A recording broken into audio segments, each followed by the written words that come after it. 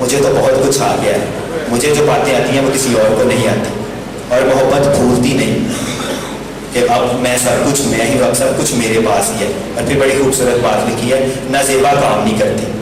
محبت وہ کام نہیں کرتی جو خدا کو پسند نہ ہو, اس لیے کہ محبت پاک روح کی پرسونیفیکیشن ہے, پاک روح ہے محبت, اس لیے محبت نازیبا کام کر ہی نہیں سکتی. اور خدا کا شکر ہے کہ بے شمار انسان کتاب مقدس میں ہمیں ملتے ہیں جو ان خوبیوں کو ظاہر کرتے ہیں. یوسف کی زندگی کا ہم سب کو پتہ ہے, یوسف سچی محبت کرتا تھا اپنے خدا سے, اس لیے اس نے کبھی نازیبا کام نہیں کیا.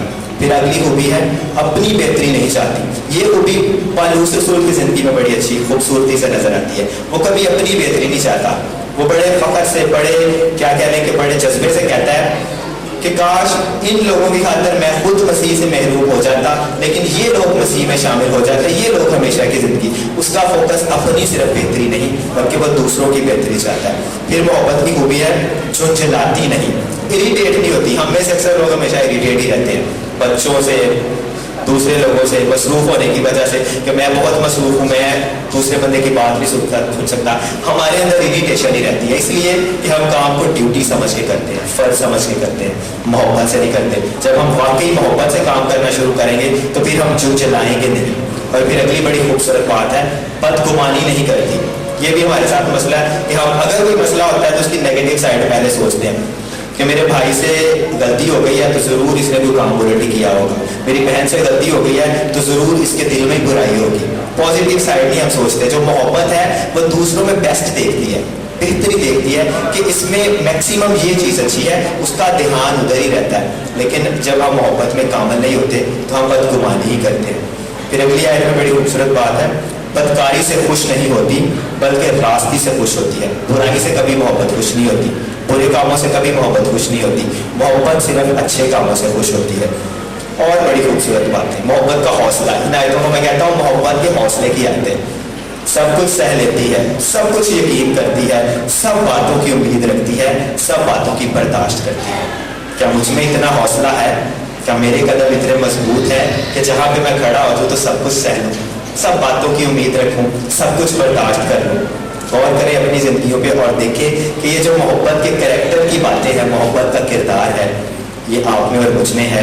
خدا کا شکر ہے کہ یسوع مسیح میں یہ ساری باتیں ہیں. یسوع مسیح صابر ہے, وہ مہربان ہے, وہ حسد نہیں کرتا, وہ کبھی شریک نہیں مارتا, کبھی بولتا نہیں, کبھی نازیبا کام نہیں کرتا, کبھی اپنی بیٹی کو نہیں چاہتا, کبھی نہیں جھنجھلاتا, کبھی بدگمانی نہیں کرتا, بدکاری سے خوش نہیں ہوتا, راستے سے خوش ہوتا ہے, سب کچھ سہ لیتا ہے, سب کچھ یقین کرتا ہے, سب باتوں کی امید رکھتا ہے, سب باتوں کی برداشت کرتا ہے. یہ میرا اور آپ کا مسیحا ہے جس کا کریکٹر ان آیات پہ پورا اترتا ہے, اور اس کی یہ خواہش ہے کہ میرا کردار ان آیات پہ پورا اترے, اور اس کی یہ خواہش ہے کہ آپ میں سے ایک ایک کا کردار جو اس کے خون سے دھل چکا ہے ان باتوں پہ پورا اترے. اور امید کی ایک اور بڑی خوبصورت بات ہے کہ اب ہم مجبور نہیں ہیں, ہمارے لیے امپاسبل نہیں ہے کہ ہم یہ باتیں پورا نہ کر سکیں.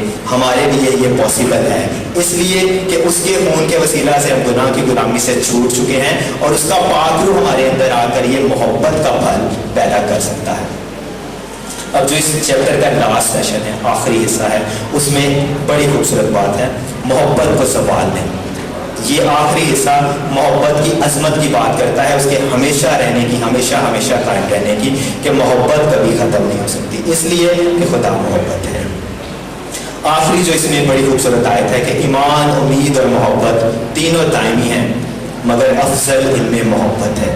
تو یہ بھی ایک سادہ سے سوال ہے کہ کیوں محبت ایمان سے, امید سے افضل ہے؟ اس کے بڑے جواب ہیں, شاید اس لیے, شاید اس لیے, شاید اس لیے. لیکن کتاب مقدس کے مطابق ایک بڑا اس کا سالڈ سا جواب ہے کہ جو ایمان ہے وہ انسان اور خدا سے ریلیٹڈ ہے. ہمارا ایمان ہے خدا کے اوپر, لیکن خدا کا آگے سے کسی چیز پہ ایمان نہیں ہے. خدا ایمان, یہ جو ایمان ہے یہ خدا کے لیے یہ لفظ ایگزسٹ نہیں کرتا. خدا خود سیلف ایگزسٹنٹ ہے, اس کو ضرورت نہیں ہے کہ وہ کسی پہ ایمان رکھے.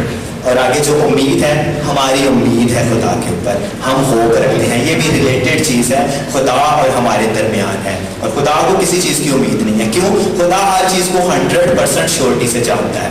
کہیں کہیں بائبل میں اگر اس کے لیے امید کا لفظ یوز بھی ہوا ہے تو وہ انسانی سینس میں صرف یوز ہوا ہے, ادروائز اس کو ہر چیز کا 100% شیورٹی سے پتا ہے کہ یہی ہونا ہے. لیکن ہم امید کرتے ہیں. لیکن جو تیسری بات ہے محبت ہے, وہ ریلیٹیو نہیں ہے, وہ ایبسولوٹ ہے. خدا محبت ہے, اس لیے محبت ایمان اور امید سے افضل ہے. محبت ہمیشہ قائم اس لیے رہتی ہے کہ وہ خدا کی ذات کا حصہ ہے, وہ ہمیشہ ہمیشہ قائم رہے گی, وہ ہمیشہ ہمیشہ رہے گی.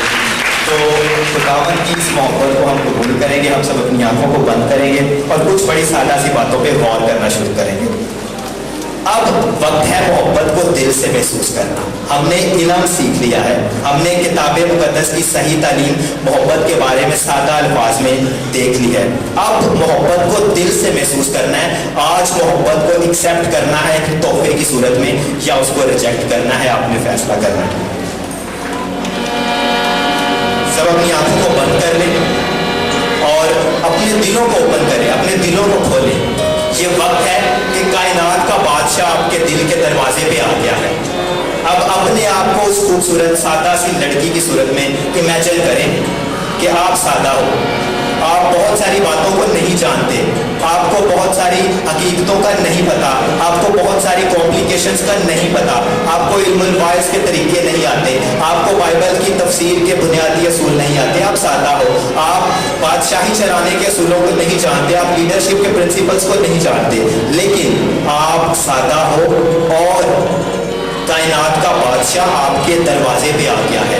بالکل اسی طرح جیسے وہ بادشاہ اس سادہ سی لڑکی کے دروازے پہ آ گیا تھا, اسی طرح کائنات کا بادشاہ آسمانی لباس چھوڑ کے, انسانی جلد کو پہن کے, بادشاہ کا تاج چھوڑ کے کانٹوں کا تاج